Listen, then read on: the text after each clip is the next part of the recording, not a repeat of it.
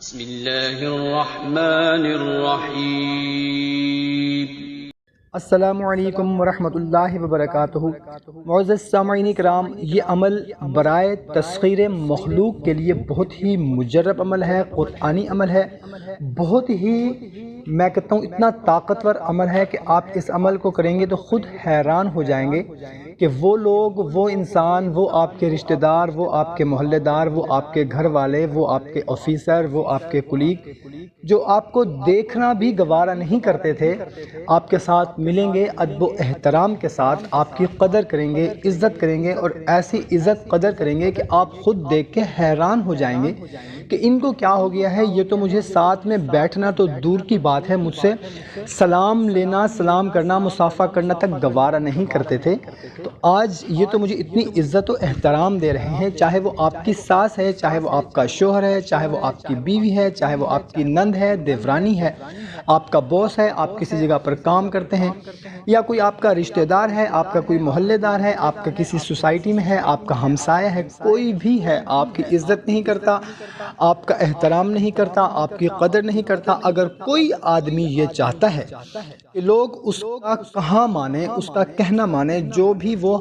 حق بات کہے، سچ بات کہے، اچھی بات کہے، تو اس کی لوگ قدر کریں، عزت کریں، اس کا کہنا مانیں،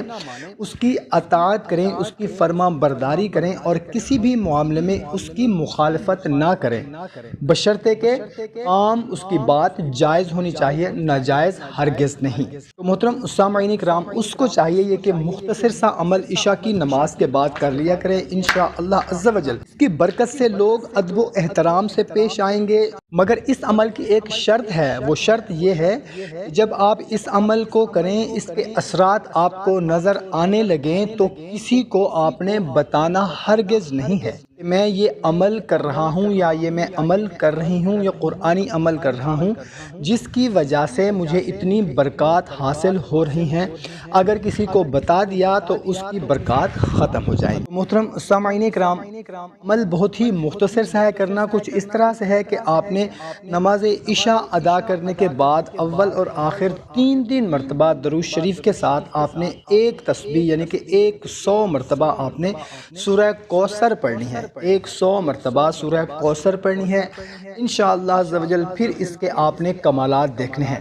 وہی انسان، وہی لوگ جو آپ کو دیکھنا بھی نہیں چاہتے، آپ سے بات تک کرنا نہیں چاہتے، وہی آپ کو ادب و احترام سے پیش آئیں گے، آپ کی عزت کریں گے، آپ کی قدر کریں گے، آپ کا کہنا مانیں گے، جو آپ چاہیں گے انشاءاللہ عز و جل ویسا ہوتا جائے گا۔ تو محترم سامعین کرام، اس کے ساتھ ساتھ آپ سے گزارش ہے کہ 5 وقت کی نماز ہم پر فرض ہے، اس کو بھی لازمی اپنا معمول بنائیں، خود بھی نماز پڑھیں، اپنے دوست احباب رشتہ داروں کو بھی نماز کی لازمی تلقین کریں۔ جزاک اللہ۔